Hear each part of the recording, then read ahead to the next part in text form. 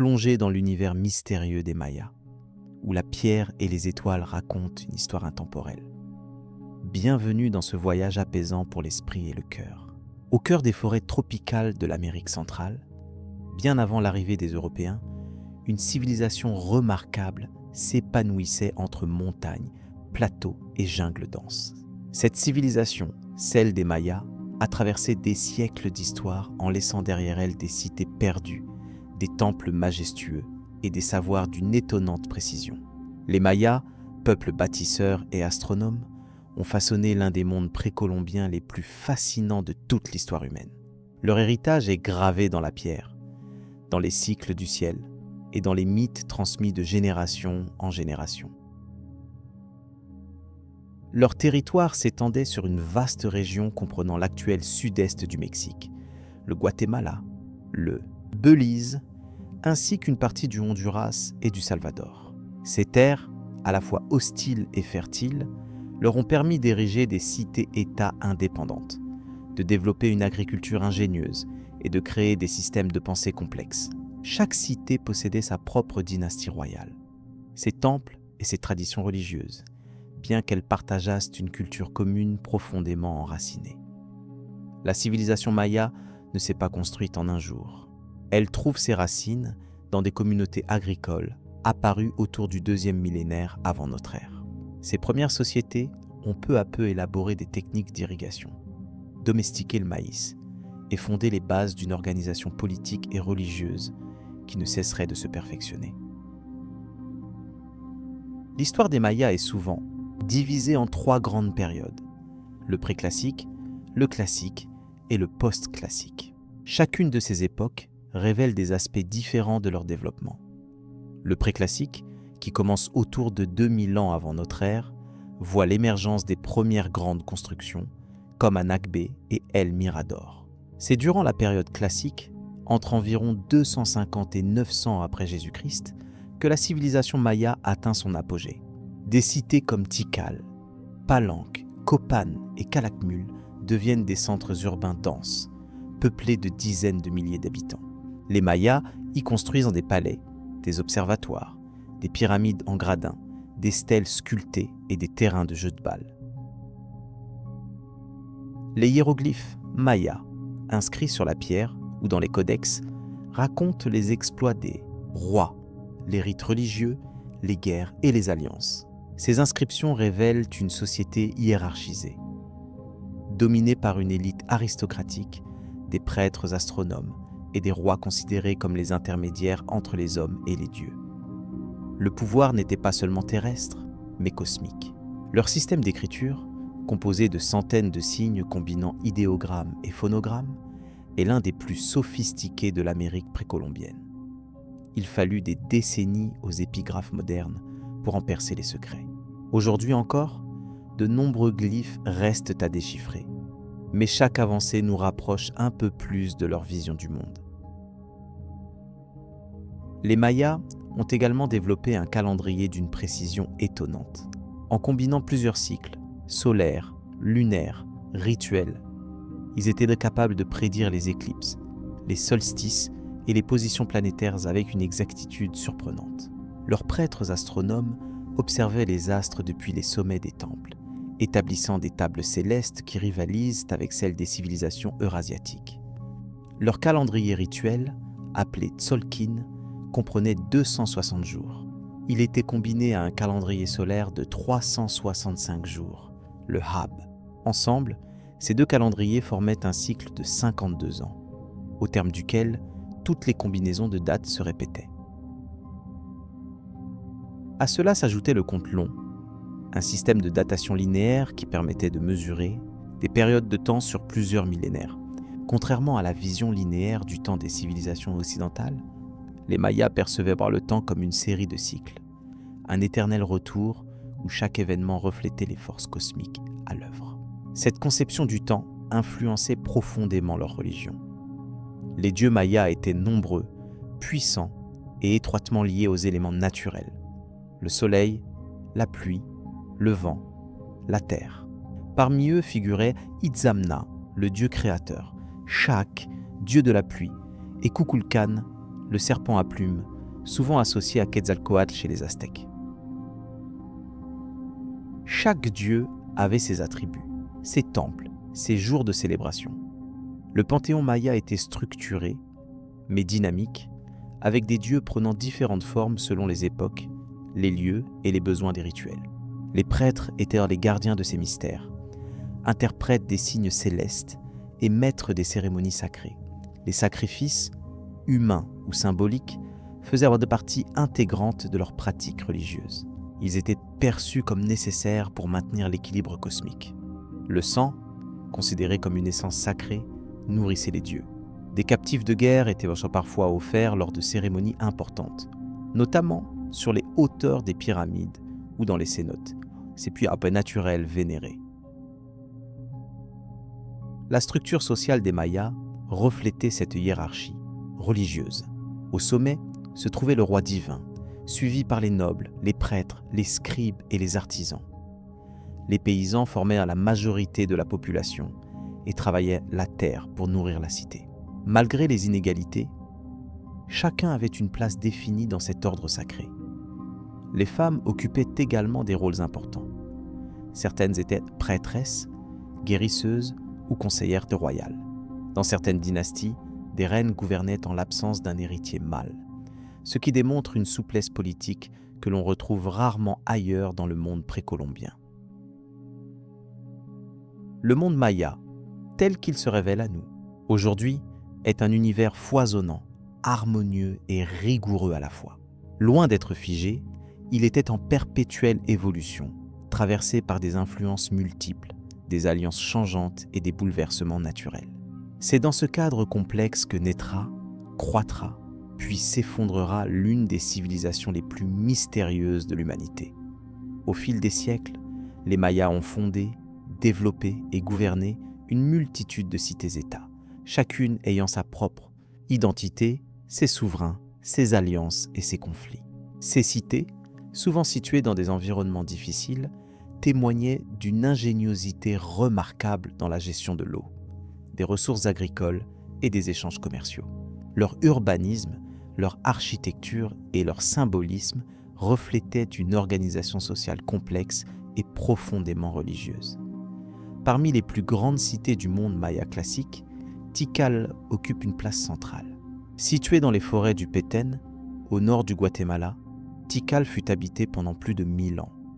Ces pyramides massives, dont la plus haute atteint près de 70 mètres, dominent la canopée.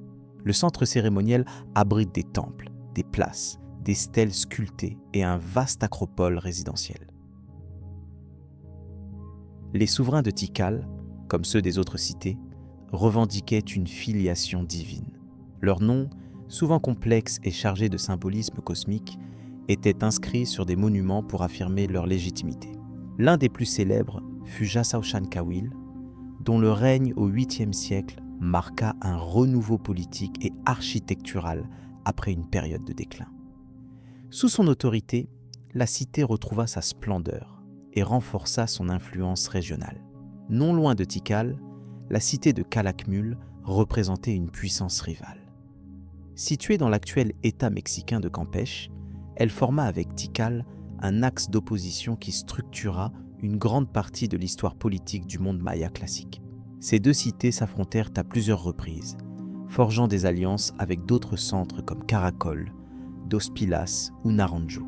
La guerre était un élément structurant des relations entre cités. Mais la guerre chez les Mayas ne se résumait pas à la conquête territoriale. Elle revêtait une dimension sacrée.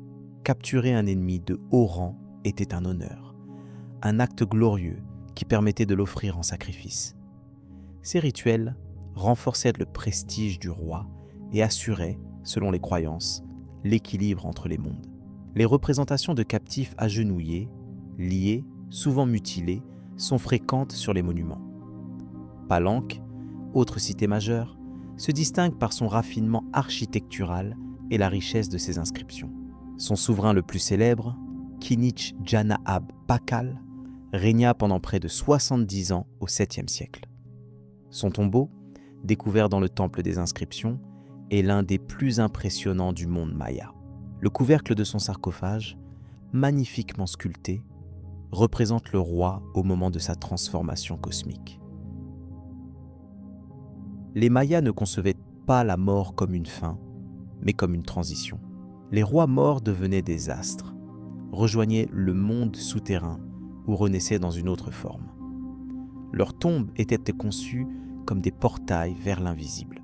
L'architecture, l'orientation des bâtiments et la disposition des sculptures répondaient à des logiques astronomiques et théologiques précises. Copan, dans l'actuel Honduras, incarne la finesse intellectuelle et artistique des Mayas. Connu pour son escalier hiéroglyphique, qui contient plus de 2000 glyphes, cette cité fut un centre de savoir. Les souverains y faisaient élever des stèles, illustrant leur généalogie, leur victoire, mais aussi leurs responsabilités spirituelles. La sculpture y atteignit un niveau de détail exceptionnel, avec des visages expressifs et des représentations mythologiques complexes. Les villes mayas n'étaient pas organisées selon un plan uniforme. Leur croissance était organique, liée à l'histoire politique locale, aux contraintes géographiques et aux choix rituels. On y retrouvait toujours un noyau cérémoniel, une place centrale, bordée de temples pyramides, d'un terrain de jeu de balles, de palais et de stèles. Autour s'étendaient les quartiers résidentiels, les marchés et les zones agricoles. L'un des éléments les plus fascinants de l'architecture maya est le terrain de jeu de balles, ou poctapoc. Ce jeu rituel, pratiqué dans des espaces encadrés de murs inclinés, impliquait de faire passer une balle de caoutchouc à travers un anneau de pierre. Mais au-delà du sport, ce jeu avait une signification cosmique. Il symbolisait le combat entre les forces de l'ordre et du chaos, entre la vie et la mort. Dans certaines versions, les joueurs représentaient des dieux ou des héros mythologiques. Le résultat du jeu pouvait déterminer le sacrifice de l'un des participants, souvent présenté comme un honneur dans la perspective religieuse maya. Les scènes gravées dans la pierre montrent des têtes décapitées, des serpents jaillissant des coups tranchés, des dieux s'élevant dans le ciel. Les temples pyramides, quant à eux, étaient conçus comme des montagnes sacrées. Leur sommet abritait le sanctuaire où le prêtre officiait, où le roi communiquait avec les dieux. Ces édifices étaient souvent alignés sur des axes astronomiques, marquant les équinoxes, les solstices ou des alignements planétaires.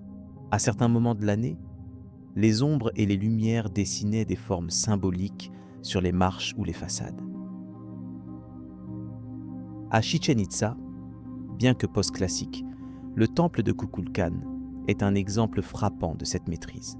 Lors des équinoxes, le soleil projette l'ombre d'un serpent ondulant le long de l'escalier principal.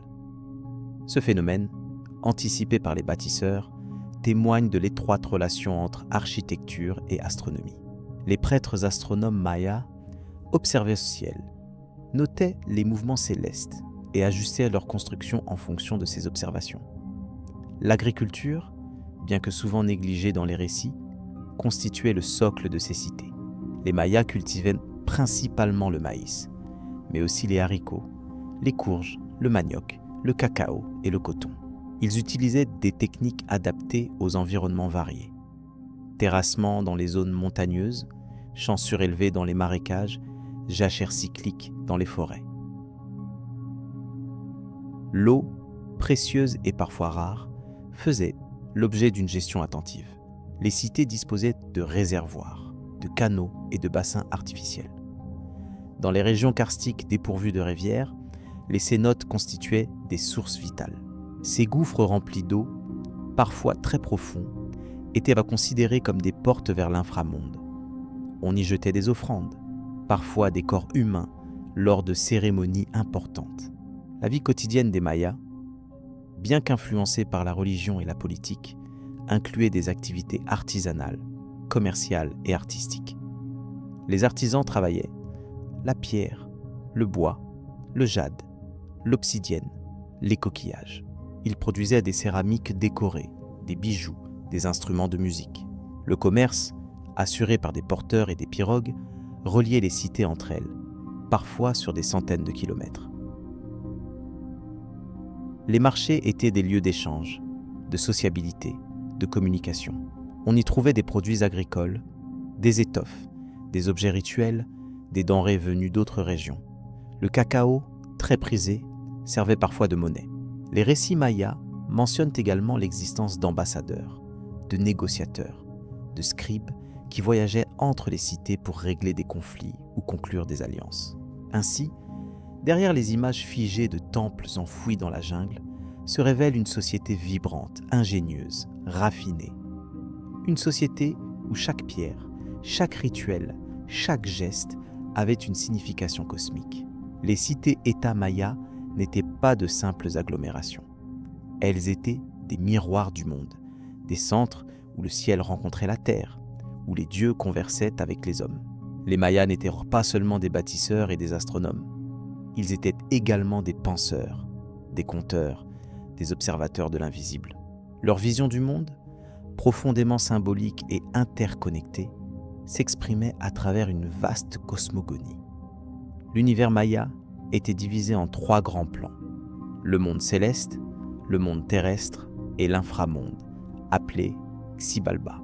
Ces sphères n'étaient pas séparées, mais liées par des axes sacrés, des arbres du monde, des pyramides, des rituels. Le monde céleste abritait les dieux solaires, les ancêtres divinisés, les constellations et les astres régissant la vie humaine. Le monde terrestre, lieu d'équilibre instable, était celui des hommes, des plantes, des animaux, des souverains et des prêtres.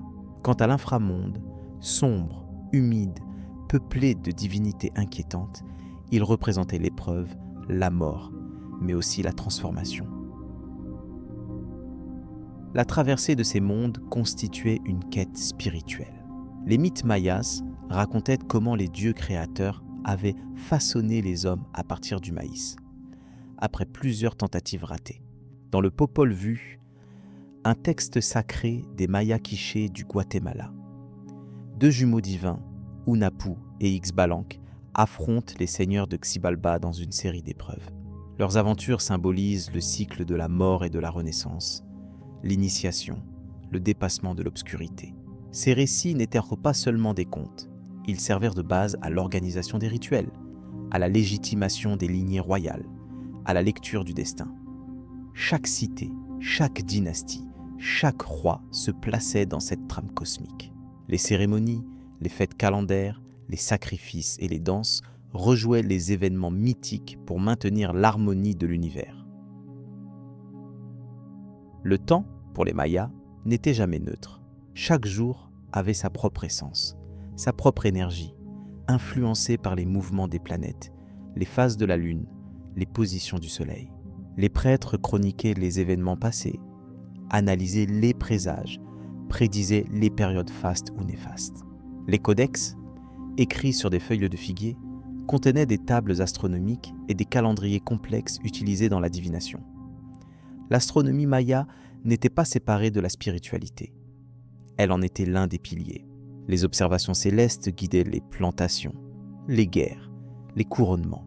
Certains temples étaient orientés de manière à capter des phénomènes précis, comme les levées héliaques de Vénus, planète particulièrement importante dans la tradition religieuse. Son apparition annonçait souvent des événements majeurs, comme des conflits ou des offrandes. Les mayanistes modernes ont mis en lumière la précision de ces calculs. À l'aide de simples outils d'observation, les astronomes mayas étaient capables de prédire les éclipses solaires avec une exactitude étonnante. Ils connaissaient la durée de l'année solaire, les cycles de Vénus, les phases lunaires, et incorporaient ces connaissances dans leur organisation sociale. Leurs connaissances rivalisent, à bien des égards, avec celles des Grecs ou des Babyloniens. Cette relation intime entre ciel et société se reflétait dans la disposition même des cités. Les avenues, les escaliers, les pyramides étaient alignés sur les points cardinaux, sur les trajectoires du soleil ou de certaines étoiles. Se déplacer dans la ville revenait, d'une certaine manière, à traverser le cosmos. L'architecture était une extension du monde sacré, une cosmographie matérialisée en pierre. Mais les Mayas ne voyaient pas seulement les astres, ils les personnifiaient. Le soleil était un dieu, le jaguar solaire, qui voyageait de jour dans le ciel, et de nuit dans l'inframonde. La lune, féminine et changeante, influençait les marées, la fertilité, les cycles humains. Les étoiles formèrent des constellations mythiques, souvent différentes de celles connues en Occident. Chacune avait son histoire, son rôle, son énergie. Les éclipses étaient redoutées. Elles étaient interprétées comme des combats célestes, des conflits entre les dieux, des déséquilibres dans l'ordre cosmique. Lorsqu'elles survenaient, les prêtres organisaient des rituels pour apaiser les forces à l'œuvre, des sacrifices, des prières, des jeûnes collectifs. Les peuples, informés par les sages, participaient à ces événements avec crainte et révérence. La divination jouait un rôle fondamental dans la vie quotidienne. Les prêtres utilisèrent des grains de maïs, des pierres, des lames d'obsidienne, parfois même les entrailles d'animaux, pour interroger l'avenir. Les rêves, les naissances, les maladies, les anomalies naturelles étaient interprétés à la lumière des signes célestes et des cycles calendaires. Rien n'était laissé au hasard. Tout était lecture du monde. Cette obsession de l'ordre cosmique nourrissait une quête perpétuelle d'équilibre. Le roi, en tant que médiateur entre les hommes et les dieux, devait maintenir cet équilibre. Il jeûnait, se perçait la langue ou les oreilles, offrait son propre sang lors de cérémonies. Ces gestes, violents pour le corps, étaient perçus comme des actes de purification, de dialogue sacré avec l'invisible. Les prêtres, quant à eux, formaient une caste savante. Formés dès leur jeune âge, ils apprenaient à lire les glyphes, à réciter les mythes, à exécuter les chants sacrés, à manier les instruments rituels. Leur savoir était transmis oralement et par des manuscrits, jalousement gardés. Dans leurs mains résidait le pouvoir de nommer, de prédire, d'ordonner. Ils étaient les gardiens de l'harmonie cosmique. Les cérémonies religieuses, nombreuses, rythmaient le calendrier. Certaines duraient plusieurs jours, impliquaient des centaines de participants, des danses, des offrandes, des processions. D'autres, plus discrètes, avaient lieu dans des cavernes, sur des autels de pierre, au lever du jour. Chaque rite avait son but. Invoquer la pluie, guérir un malade, préparer une guerre, remercier les dieux. La musique et la danse accompagnaient ces rituels. Les tambours, les flûtes, les trompes de conques créaient un univers sonore envoûtant. Les danseurs, masqués, costumés, incarnaient les divinités, les animaux totems, les ancêtres. Le corps, en mouvement, devenait un langage sacré. La danse racontait ce que les mots ne pouvaient exprimer. Elle liait le monde visible à l'invisible. L'art visuel, lui aussi, participait à cette communication sacrée. Les fresques murales, les sculptures, les céramiques racontèrent des récits mythiques, des scènes historiques, des visions cosmiques. Chaque couleur, chaque motif, chaque posture avait un sens. Les artistes, souvent anonymes, travaillaient sous la supervision des prêtres, dans un but spirituel plus qu'esthétique. Ainsi, la pensée maya, loin d'être figée dans un passé lointain, nous parle encore. Elle nous invite à regarder le ciel avec respect, à comprendre le monde comme un tout, à vivre en harmonie avec les cycles de la nature. C'est une sagesse ancienne, mais toujours vibrante, qui traverse le temps pour nous murmurer ses mystères. Au-delà de leur culture savante et religieuse, les Mayas étaient également des bâtisseurs d'un système politique extrêmement riche et nuancé.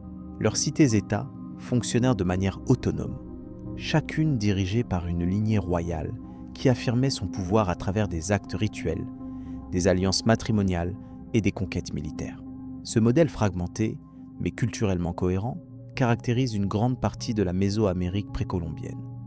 Chaque cité possédait son propre roi, souvent appelé Cuhulajao, ce qui signifie « seigneur sacré ». Ce titre impliquait non seulement l'autorité politique, mais aussi une fonction religieuse essentielle. Le roi était perçu comme l'intermédiaire entre le monde terrestre et les divinités, garant de l'ordre cosmique. Son règne était légitimé par des signes célestes, des généalogies mythiques et des actes de dévotion publique.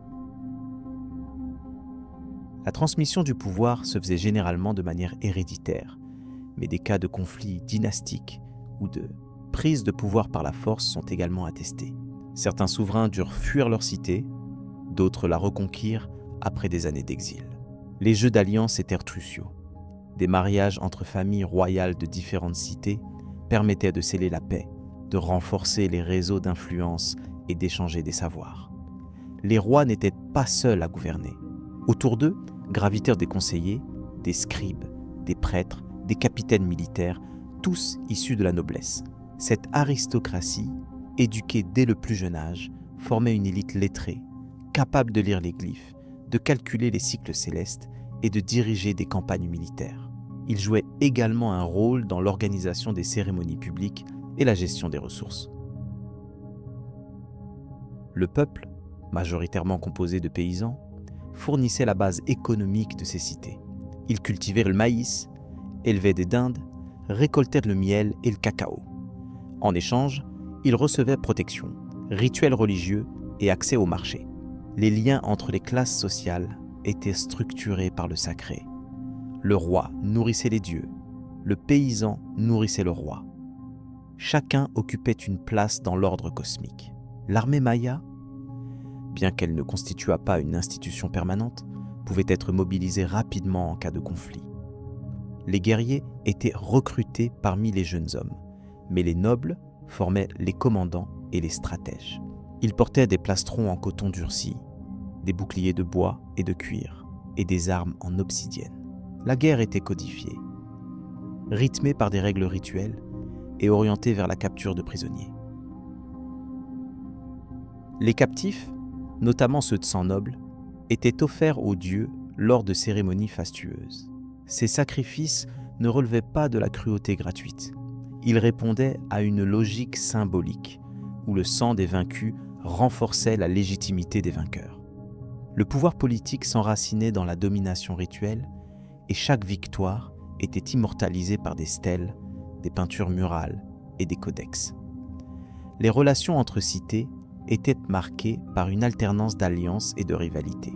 Certaines coalitions se formèrent autour de grandes puissances, comme Calakmul ou Tikal, qui cherchèrent à établir leur hégémonie. D'autres cités, plus modestes, jouaient le rôle d'intermédiaires ou de vassaux. Les conflits armés, les mariages stratégiques, les échanges commerciaux et les alliances religieuses tissaient une toile politique dynamique. Les villes rivalisaient également dans l'art de la propagande. Les monuments publics, les fresques, les textes hiéroglyphiques servaient à exalter les vertus du roi, à raconter ses exploits, à prouver sa filiation divine. Chaque acte politique devenait un acte cosmique. Offrir une stèle au dieu du soleil, ériger un temple aligné sur l'équinoxe, reconstruire une pyramide détruite. Autant de gestes de pouvoir, visibles et durables. Les grands événements étaient célébrés à l'échelle urbaine. Couronnements, victoires terres militaires, mariages royaux donnaient lieu à des processions, des spectacles, des banquets. Le peuple y participait, voyant dans ces manifestations l'ordre du monde se reflétait dans l'ordre de la cité. L'articulation entre le religieux et le politique formait une unité indissociable dans la pensée maya. L'économie, bien qu'agraire dans sa base, comportait aussi des dimensions commerciales et artisanales. Les artisans spécialisés produisaient des objets pour l'élite. Bijoux en jade, instruments de musique, poterie fine, costumes rituels. Ces biens circulaient entre les cités, échangés contre du sel, du cacao, du silex, du poisson séché ou des plumes de quetzal, très prisées dans les rituels. Les marchés, souvent situés près des centres cérémoniels, constituaient des espaces de rencontre. Hommes et femmes s'y rendaient pour échanger des biens, discuter, transmettre des nouvelles. Ces places vivaient au rythme du calendrier. Certains jours étaient propices au commerce, d'autres étaient réservés au jeûne ou à la prière. Même l'économie suivait les cycles sacrés. La justice était rendue par des magistrats locaux, souvent choisis parmi les anciens. Les délits mineurs étaient punis par des amendes ou des travaux. Mais certains crimes, comme le meurtre, le sacrilège ou la trahison, étaient jugés avec une sévérité extrême. Le roi pouvait intervenir dans les affaires importantes, en tant que dernier recours, et gardiens de l'équilibre divin. Les prisons étaient rares. On préférait punir par la réparation, l'expiation ou l'exclusion. Dans une société où l'honneur familial, la réputation et l'harmonie cosmique primaient, la honte publique suffisait souvent à dissuader les transgressions. Les cérémonies de réintégration permettaient aux fautifs repentis de retrouver leur place dans la communauté. Les villes mayas, bien que souvent perçues comme figées dans la jungle, étaient en réalité en constante mutation. Des quartiers étaient abandonnés, d'autres construits. Les dynasties se succédaient, les alliances se changeaient. Certaines cités prospéraient pendant plusieurs siècles. D'autres disparaissaient rapidement après une guerre ou une catastrophe naturelle. Les fouilles archéologiques révèlent des strates d'occupation, des reconstructions, des modifications architecturales. Chaque génération laissait son empreinte sur les pierres. Chaque époque adaptait les formes anciennes à de nouveaux besoins. Cette continuité dans le changement reflète la capacité des Mayas à s'adapter sans perdre leurs repères culturels profonds.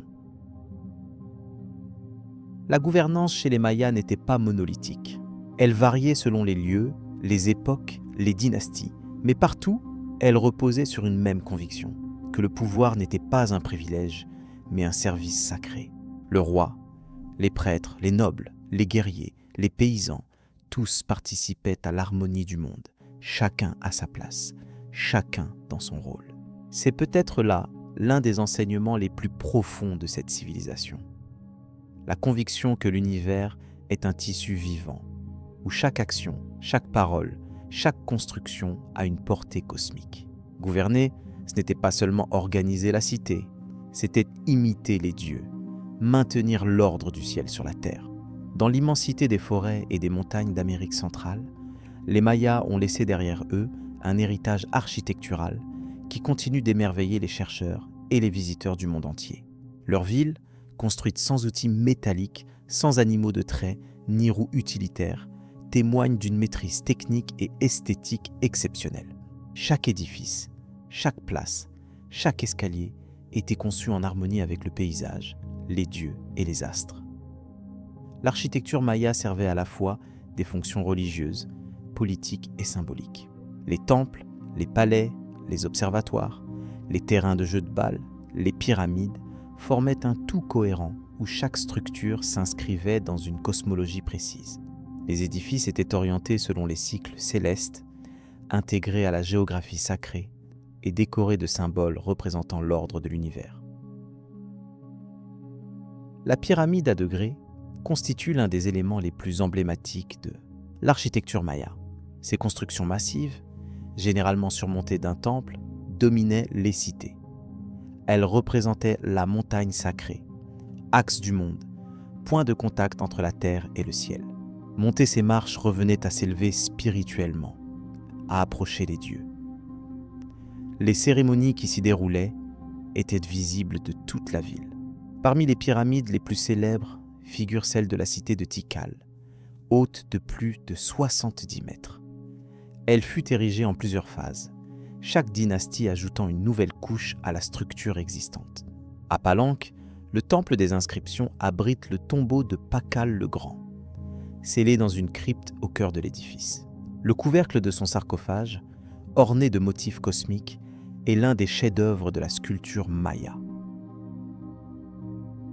L'emploi de la pierre calcaire, facile à tailler mais résistante, permit aux Mayas de réaliser des structures d'une grande finesse.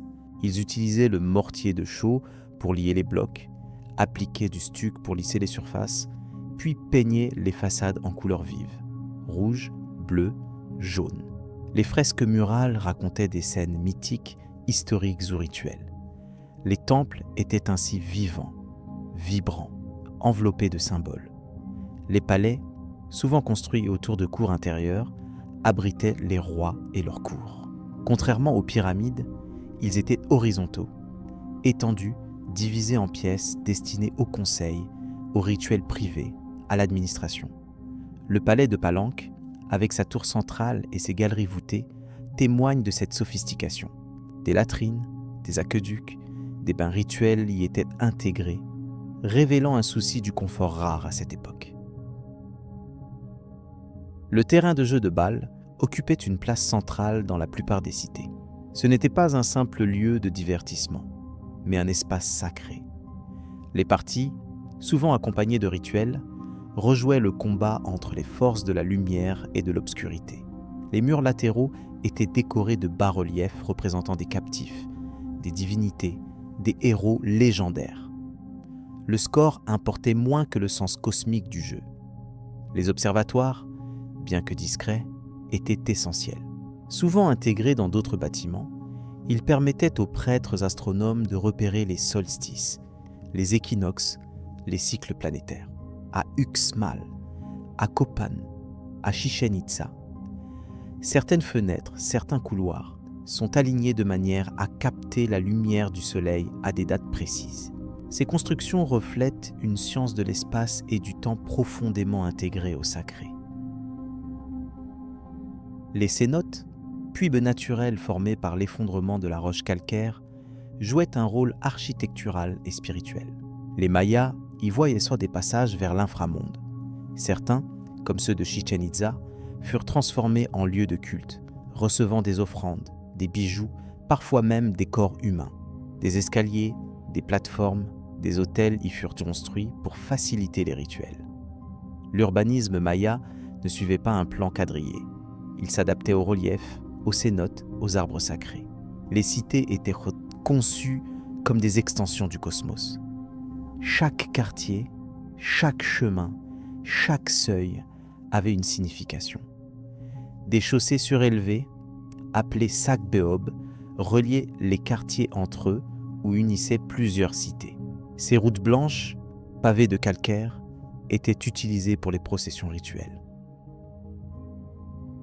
Les portes, les seuils, les escaliers étaient des symboles de transition.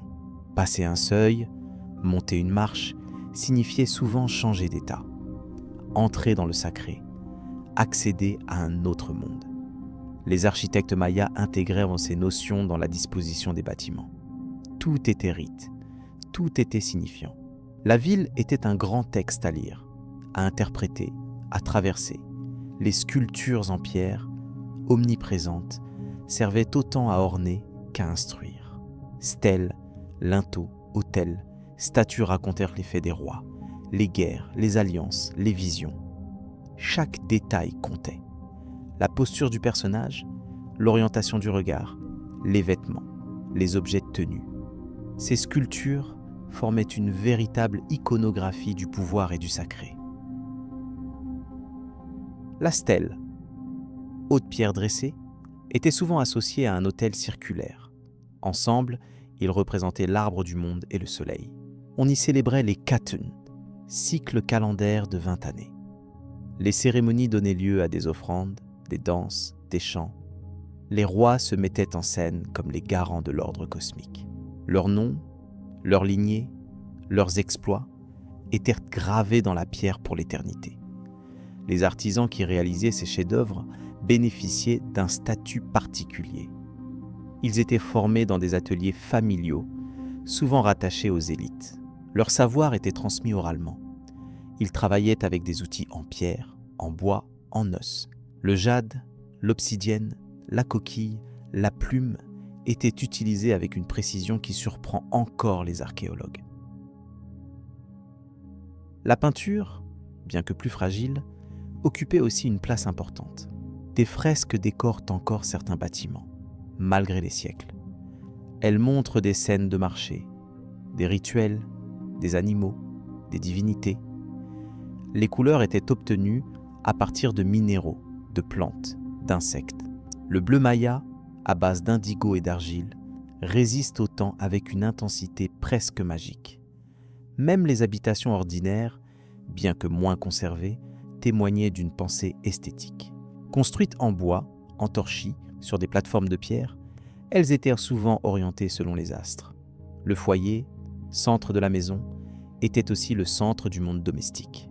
Autour de lui, la vie s'organisait. Les ancêtres étaient honorés, les enfants éduqués. Ainsi, l'architecture maya n'est pas seulement technique, elle est langage. Elle dit les dieux, le temps, les pouvoirs. Elle relie les hommes au cosmos. Elle fait du paysage un temple, de la ville un mandala, de chaque pierre une prière. En la parcourant aujourd'hui, on peut encore entendre le murmure des cérémonies anciennes, la rumeur des foules, le silence des étoiles.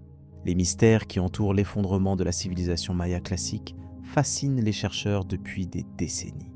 Comment une société aussi avancée, capable d'exploits astronomiques, architecturaux et artistiques, a-t-elle pu connaître un déclin aussi brutal dans certaines régions, tandis que d'autres cités continuaient à prospérer? Cette énigme, loin de se résumer à une explication unique, révèle un enchevêtrement complexe de facteurs environnementaux, politiques, sociaux et spirituels. Aux alentours du IXe siècle de notre ère, de nombreuses cités du centre du Pétain, comme Tikal, Copan ou Palenque, furent progressivement abandonnées. Les grandes places se vidèrent. Les stèles cessèrent d'être érigées. Les temples ne furent plus entretenus. Ce processus, lent mais irrémédiable, marque la fin de la période classique et l'entrée dans une ère de mutation profonde. L'une des premières hypothèses avancées fut celle d'un épuisement des ressources naturelles. La croissance démographique rapide, l'intensification de l'agriculture, la déforestation pour la construction et la cuisson du calcaire auraient fragilisé les sols. Des études paléo-environnementales révèlent une baisse significative de la fertilité des terres, aggravée par l'érosion. À cela s'ajoutent des périodes de sécheresse prolongées, attestées par les analyses des sédiments des lacs et des cénotes. Des cycles climatiques défavorables auraient réduit les récoltes, affaibli les réserves alimentaires et provoqué des famines. Dans une société où l'agriculture conditionnait l'équilibre cosmique, ces dérèglements furent interprétés comme des signes de désordre divin. Les crises alimentaires, en cascade, auraient engendré des tensions sociales. Les paysans, soumis à une pression fiscale et rituelle toujours plus forte, auraient en fini par se révolter ou fuir les centres de pouvoir. Les élites, incapables de répondre à la catastrophe par des rituels efficaces, perdirent leur légitimité. Le lien entre le roi et les dieux, fondement du pouvoir, se rompit. Parallèlement, les guerres entre cités s'intensifièrent. La compétition pour les ressources, les routes commerciales, les captifs pour les sacrifices provoqua une instabilité croissante. Des cités furent assiégées, incendiées, désertées. Les alliances anciennes s'effondrèrent. De nouveaux foyers de pouvoir émergèrent. Le tissu politique du monde maya classique se déchira. Les monuments eux-mêmes témoignent de ce changement. Dans certaines cités, les dernières stèles montrent des souverains moins majestueux, des inscriptions incomplètes, des dates oubliées. Les constructions deviennent plus sommaires, les ornements plus rares. L'art semble perdre de sa vigueur, comme si l'énergie rituelle qui animait les cités s'était dissipée. Il ne s'agit pourtant pas d'un effondrement total et immédiat. Certaines régions, notamment dans les hautes terres ou sur la côte nord de la péninsule du Yucatan, continuèrent à prospérer. De nouvelles cités, comme Chichen Itza, Mayapan ou Uxmal, prirent le relais. Une nouvelle ère commença, marquée par d'autres influences, d'autres formes de pouvoir, d'autres cosmologies. La période post-classique, qui s'étend du Xe au XVIe siècle, voit émerger des structures plus centralisées, souvent militarisées. Les relations avec les autres peuples mésoaméricains, comme les Toltecs, les Itzas ou les Mexicas, deviennent plus marquées. Les styles architecturaux, les panthéons, les rites évoluent. Les cités deviennent des centres commerciaux, religieux et politiques ouverts sur l'ensemble de la région. Chichen Itza, notamment, incarne cette synthèse. Son architecture combine des éléments mayas et toltèques. Le temple de Kukulkan, le jeu de balle monumental, le cénote sacré attirent pèlerins et marchands. Les rituels y prennent une ampleur nouvelle, avec des sacrifices plus fréquents, des processions plus grandioses. Le pouvoir s'affirme par la terreur autant que par la tradition. Mayapan, plus tardive, tente de recréer une confédération politique inspirée des anciens modèles. Elle devient un centre de savoir, de diplomatie, de commerce. Mais les tensions internes, les conflits dynastiques, les rivalités entre lignées affaiblissent cette tentative. Au XVe siècle, la cité est abandonnée, marquant la fin d'une expérience politique ambitieuse. À cette époque, de nombreuses cités vivent de manière plus modeste. Les villes sont plus petites, les temples plus simples. La religion se recentre sur les communautés locales, les rites familiaux, les traditions orales. Les scribes, les prêtres, les astronomes continuent leur œuvre, mais dans un cadre moins centralisé. La mémoire des grandes cités classiques se transforme en légende. Les traditions mayas, loin de disparaître, se transforment. Les langues continuent d'être parlées, les calendriers d'être consultés, les dieux d'être honorés. La culture maya devient plus diffuse, plus intime, mais reste vivante. Des rituels sont pratiqués dans les montagnes, les forêts, les maisons. Les anciens temples sont visités comme des lieux sacrés, même lorsqu'ils sont envahis par la végétation. Lorsque les conquistadors espagnols arrivent au XVIe siècle, ils découvrent un monde fragmenté, mais toujours vibrant. Les cités mayas sont divisées, parfois en guerre. Certaines accueillent les Espagnols comme des alliés contre leurs rivaux. D'autres résistent farouchement. La conquête sera longue, violente, incomplète. Certains peuples mayas ne seront jamais totalement soumis. Les chroniqueurs espagnols, comme Diego de Landa, cherchent à comprendre cette civilisation, mais aussi à la convertir. Ils brûlent des codex, détruisent des temples, imposent le baptême et l'évangélisation. Pourtant, malgré les persécutions, la culture maya persiste. Elle se cache dans les langues, les prières, les vêtements, les récits. Aujourd'hui encore, des millions de personnes parlent les langues mayas, célèbrent les fêtes traditionnelles, respectent les cycles lunaires et solaires. Les communautés des hauts plateaux du Guatemala, du Chiapas, du Yucatan perpétuent des savoirs ancestraux. Les archéologues, les linguistes, les historiens travaillent avec elles pour faire renaître la mémoire enfouie. L'effondrement du monde classique maya n'est donc pas une fin, mais une transformation, une métamorphose douloureuse, complexe, mais porteuse de résilience. Le silence des cités englouties par la jungle n'est pas celui de l'oubli, mais celui de la transition. Les pierres ne parlent plus, mais les voix continuent ailleurs, autrement. La rencontre entre les Mayas et les Espagnols au XVIe siècle constitue l'un des tournants les plus dramatiques de l'histoire mésoaméricaine. Lorsque les conquistadors posèrent le pied sur les terres du Yucatan, ils découvrirent un monde à la fois familier et déroutant. Des villes de pierre, des temples ornés, des peuples organisés, mais aussi des rituels, des langues et des dieux qu'ils ne comprenaient pas. Cette confrontation, brutale, asymétrique et longue, bouleversa durablement les sociétés mayas. Contrairement à l'empire aztèque ou inca, les cités mayas ne formaient pas une entité unifiée. Elles étaient morcelées, parfois en guerre, parfois alliées. Cette division joua en faveur des Espagnols, qui exploitèrent les rivalités locales pour établir leur domination. Certains groupes mayas virent dans ces étrangers des partenaires possibles contre leurs ennemis traditionnels. D'autres reconnurent rapidement la menace et opposèrent une résistance farouche. Les premières expéditions espagnoles furent menées par Francisco Hernández de Córdoba, puis Juan de Grijalva. Mais c'est Hernán Cortés, lors de sa traversée du Yucatan, qui fut confronté au peuple maya dans des combats sanglants. À mesure que les Espagnols s'enfonçaient dans les terres, ils rencontrèrent des cités fièrement défendues, des embuscades, mais aussi des négociations.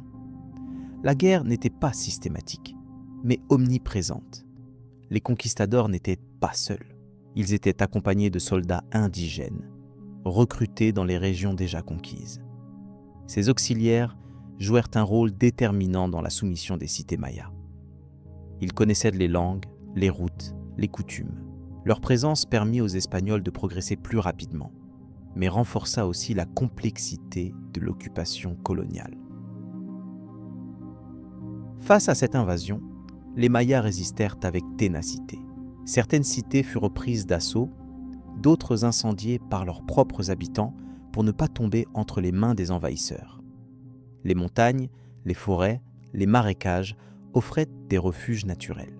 Les populations se dispersèrent, adoptant une stratégie de repli, de guérilla, de dissimulation. Les batailles étaient rudes. Les Espagnols disposaient de chevaux, d'armes à feu, de croix. Les Mayas combattaient avec arcs, lances, couteaux d'obsidienne et une connaissance intime du terrain. Leur bravoure impressionna même les chroniqueurs espagnols. Mais la supériorité technologique, les épidémies et la désunion interne eurent raison de la résistance organisée. L'un des épisodes les plus emblématiques de cette résistance est celui de la guerre des Itza. Ce peuple, établi autour de la cité de Tayazal, dans la région du Petén, conserva son indépendance pendant près de 2 siècles après la chute de Tenochtitlan.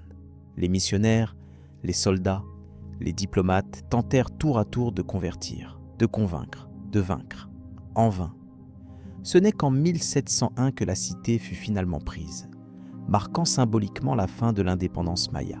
Mais même alors, les traditions, les croyances, les langues, les résistances subsistèrent. La colonisation ne fut jamais totale. Les communautés s'adaptèrent, négocièrent, conservèrent des espaces de liberté à l'ombre des églises et des casernes. L'évangélisation, imposée avec violence, transforma en profondeur le paysage religieux. Les temples furent détruits ou convertis en églises. Les idoles furent brûlées, les cérémonies interdites. Mais les anciens dieux ne disparurent pas. Ils changèrent de nom, prirent de nouveaux visages, se cachèrent derrière les saints, les croix, les prières en latin. Les missionnaires, notamment les franciscains, mirent en place des systèmes d'éducation, d'enregistrement, de surveillance. Ils enseignaient l'écriture latine, mais interdisaient les glyphes mayas. Pourtant, dans les villages, les scribes continuèrent de noter les dates, les événements, les présages, dans des cahiers, des calendriers, des chants. Certains religieux, comme Diego de Landa, oscillèrent entre fascination et destruction. Il recueillit des témoignages précieux, décrivit les rites, les croyances, les dieux, mais ordonna aussi l'un des autodafés les plus tragiques de l'histoire maya. Des dizaines de codex, fruits de siècles de savoir, furent brûlés en public. Seuls 3 ou 4 codex authentiques ont survécu jusqu'à nos jours. Les langues mayas, bien qu'opprimées, ne disparurent pas. Elles continuèrent d'être parlées dans les foyers, transmises aux enfants, intégrées dans les liturgies, les chants, les contes. L'écriture glyphique, elle, tomba dans l'oubli, mais la mémoire des anciens récits fut préservée à l'oral, dans les mythes, les légendes, les noms des lieux, les proverbes. La colonisation espagnole transforma les structures sociales.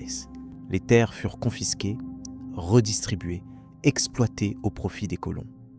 Les communautés furent déplacées, regroupées, surveillées. Le tribut, le travail forcé, les épidémies, la violence bouleversèrent la démographie. Des villages entiers disparurent, d'autres se reformèrent ailleurs, avec de nouveaux saints, de nouveaux noms, mais les mêmes visages. Malgré tout, la résilience des Mayas demeure l'un des aspects les plus frappants de cette histoire.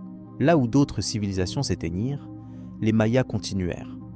Ils se firent discrets, mais persistants. Leur culture ne devint jamais un vestige figé, mais une force mouvante, réinventée, adaptée, transmise. Les montagnes, les forêts, les cénotes, les temples en ruine restèrent des lieux de mémoire, de prière, de résistance. Les fêtes chrétiennes se superposèrent aux anciens calendriers. Les danses sacrées reprirent les gestes anciens. Les noms mayas refleurirent dans les registres, les récits, les chants des marchés. Aujourd'hui encore, cette résistance silencieuse continue. Elle s'exprime dans les luttes pour la terre, pour la reconnaissance des droits, pour la préservation des langues et des savoirs. Elle se manifeste dans les vêtements brodés, dans les autels domestiques, dans les cérémonies de solstice, dans les écoles communautaires. La rencontre entre les Mayas et les Espagnols au XVIe siècle constitue l'un des tournants les plus dramatiques de l'histoire mésoaméricaine. Lorsque les conquistadors posèrent le pied sur les terres du Yucatan, ils découvrirent un monde à la fois familier et déroutant. Des villes de pierre, des temples ornés, des peuples organisés, mais aussi des rituels, des langues et des dieux qu'ils ne comprenaient pas. Cette confrontation, brutale, asymétrique et longue, bouleversa durablement les sociétés mayas. Contrairement à l'empire aztèque ou inca, les cités mayas ne formaient pas une entité unifiée. Elles étaient morcelées, parfois en guerre, parfois alliées. Cette division joua en faveur des Espagnols, qui exploitèrent les rivalités locales pour établir leur domination. Certains groupes mayas virent dans ces étrangers des partenaires possibles contre leurs ennemis traditionnels. D'autres reconnurent rapidement la menace et opposèrent une résistance farouche. Les premières expéditions espagnoles furent menées par Francisco Hernández de Córdoba, puis Juan de Grijalva. Mais c'est Hernán Cortés, lors de sa traversée du Yucatan, qui fut confronté au peuple maya dans des combats sanglants. À mesure que les Espagnols s'enfonçaient dans les terres, ils rencontrèrent des cités fièrement défendues, des embuscades, mais aussi des négociations. La guerre n'était pas systématique, mais omniprésente. Les conquistadors n'étaient pas seuls. Ils étaient accompagnés de soldats indigènes, recrutés dans les régions déjà conquises. Ces auxiliaires jouèrent un rôle déterminant dans la soumission des cités mayas. Ils connaissaient les langues, les routes, les coutumes. Leur présence permit aux Espagnols de progresser plus rapidement, mais renforça aussi la complexité de l'occupation coloniale. Face à cette invasion, les Mayas résistèrent avec ténacité. Certaines cités furent reprises d'assaut, d'autres incendiées par leurs propres habitants pour ne pas tomber entre les mains des envahisseurs. Les montagnes, les forêts, les marécages offrent des refuges naturels. Les populations se dispersèrent, adoptant une stratégie de repli, de guérilla, de dissimulation. Les batailles étaient rudes. Les Espagnols disposaient de chevaux, d'armes à feu, de croix. Les Mayas combattaient avec arcs, lances, couteaux d'obsidienne et une connaissance intime du terrain. Leur bravoure impressionna même les chroniqueurs espagnols. Mais la supériorité technologique, les épidémies et la désunion interne eurent raison de la résistance organisée. L'un des épisodes les plus emblématiques de cette résistance est celui de la guerre des Itza. Ce peuple, établi autour de la cité de Tayasal, dans la région du Petén, conserva son indépendance pendant près de 2 siècles après la chute de Tenochtitlan. Les missionnaires, les soldats, les diplomates tentèrent tour à tour de convertir, de convaincre, de vaincre, en vain. Ce n'est qu'en 1701 que la cité fut finalement prise, marquant symboliquement la fin de l'indépendance maya. Mais même alors, les traditions, les croyances, les langues, les résistances subsistèrent. La colonisation ne fut jamais totale. Les communautés s'adaptèrent, négocièrent, conservèrent des espaces de liberté à l'ombre des églises et des casernes. L'évangélisation, imposée avec violence, transforma en profondeur le paysage religieux. Les temples furent détruits ou convertis en églises. Les idoles furent brûlées, les cérémonies interdites. Mais les anciens dieux ne disparurent pas. Ils changèrent de nom, prirent de nouveaux visages, se cachèrent derrière les saints, les croix, les prières en latin. Les missionnaires, notamment les franciscains, mirent en place des systèmes d'éducation, d'enregistrement, de surveillance. Ils enseignaient l'écriture latine, mais interdisaient les glyphes mayas. Pourtant, dans les villages, les scribes continuèrent de noter les dates, les événements, les présages, dans des cahiers, des calendriers, des chants. Certains religieux, comme Diego de Landa, oscillèrent entre fascination et destruction. Il recueillit des témoignages précieux, décrivit les rites, les croyances, les dieux, mais ordonna aussi l'un des autodafés les plus tragiques de l'histoire maya. Des dizaines de codex, fruits de siècles de savoir, furent brûlés en public. Seuls 3 ou 4 codex authentiques ont survécu jusqu'à nos jours. Les langues mayas, bien qu'opprimées, ne disparurent pas. Elles continuèrent d'être parlées dans les foyers, transmises aux enfants, intégrées dans les liturgies, les chants, les contes. L'écriture glyphique, elle, tomba dans l'oubli, mais la mémoire des anciens récits fut préservée à l'oral, dans les mythes, les légendes, les noms des lieux, les proverbes.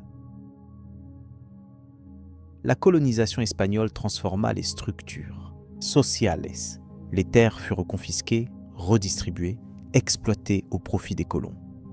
Les communautés furent déplacées, regroupées, surveillées. Le tribut, le travail forcé, les épidémies, la violence bouleversèrent la démographie. Des villages entiers disparurent, d'autres se reformèrent ailleurs, avec de nouveaux seins, de nouveaux noms, mais les mêmes visages. Malgré tout, la résilience des Mayas demeure l'un des aspects les plus frappants de cette histoire. Là où d'autres civilisations s'éteignirent, les Mayas continuèrent. Ils se firent discrets, mais persistants. Leur culture ne devint jamais un vestige figé, mais une force mouvante, réinventée, adaptée, transmise. Les montagnes, les forêts, les cénotes, les temples en ruine restèrent des lieux de mémoire, de prière, de résistance. Les fêtes chrétiennes se superposèrent aux anciens calendriers. Les danses sacrées reprirent les gestes anciens. Les noms mayas refleurirent dans les registres, les récits, les chants des marchés. Aujourd'hui encore, cette résistance silencieuse continue. Elle s'exprime dans les luttes pour la terre, pour la reconnaissance des droits, pour la préservation des langues et des savoirs. Elle se manifeste dans les vêtements brodés, dans les hôtels domestiques, dans les cérémonies de solstice, dans les écoles communautaires. Très bien. Voici la 8e et dernière grande leçon complète sur la civilisation maya. Texte intégral, avec toutes les pauses correctement intégrées après chaque 2e paragraphe. Je commence maintenant. Aujourd'hui, la civilisation maya ne vit plus dans les grandes cités de pierre, ni dans les temples aux escaliers infinis. Elle vit dans les villages des hautes terres, dans les forêts du Pétain, dans les rues de Mérida ou de Quetzaltenango. Elle vit dans les voix des enfants qui apprennent le quiché, le yucatec, le tzotzil, et dans les prières que les anciens murmurent devant les croix ornées de fleurs. Le peuple maya n'est pas un souvenir. Il est une réalité, une force, une continuité. Plus de 6 millions de personnes se réclament aujourd'hui de l'identité maya. Elles parlent l'une des 30 langues de cette grande famille linguistique. Elles cultivent le maïs, les haricots, la courge. Elles tissent, chantent, bâtissent, étudient. Elles revendiquent leur héritage, tout en s'adaptant au monde contemporain. Être maya aujourd'hui, c'est vivre entre mémoire et modernité, entre les ancêtres et les enfants. Les cérémonies traditionnelles continuent d'être célébrées. Autour des autels circulaires, dans les montagnes ou les patios, les prêtres mayas allument le feu, disposent les bougies, les fleurs, les encens, le maïs, les offrandes. Ils lisent les signes, consultent les calendriers, invoquent les esprits. Les naissances, les mariages, les maladies, les récoltes, les morts sont accompagnés par ces rites qui lient l'homme à la terre et au ciel. Le calendrier sacré, le tzolkin, rythme encore la vie spirituelle. Les jours portent de chacun une énergie, un animal, un élément. Certains jours sont propices aux décisions, d'autres au silence. Les anciens le consultent avant de semer, de voyager, de nommer un enfant. Ce savoir, transmis oralement, ressurgit aujourd'hui dans les écoles communautaires, les centres culturels, les universités indigènes. L'art maya contemporain puise dans les formes anciennes pour les réinventer. Les textiles reprennent les motifs cosmiques, les couleurs sacrées, les représentations mythologiques. Les peintures murales racontent l'histoire des ancêtres, les luttes des peuples, les visions du monde. Des musiciens mêlent les instruments traditionnels aux sonorités modernes.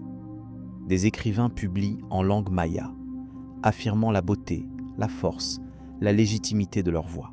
Les archéologues, les linguistes, les historiens collaborent de plus en plus avec les communautés mayas. Ils écoutent, apprennent, traduisent, enseignent. Des projets participatifs voient le jour. Reconstitution de calendriers, restauration de sites sacrés, enregistrement de contes, enseignement de l'écriture glyphique. Le savoir ne descend plus des institutions vers les peuples. Il circule, se partage, se transforme.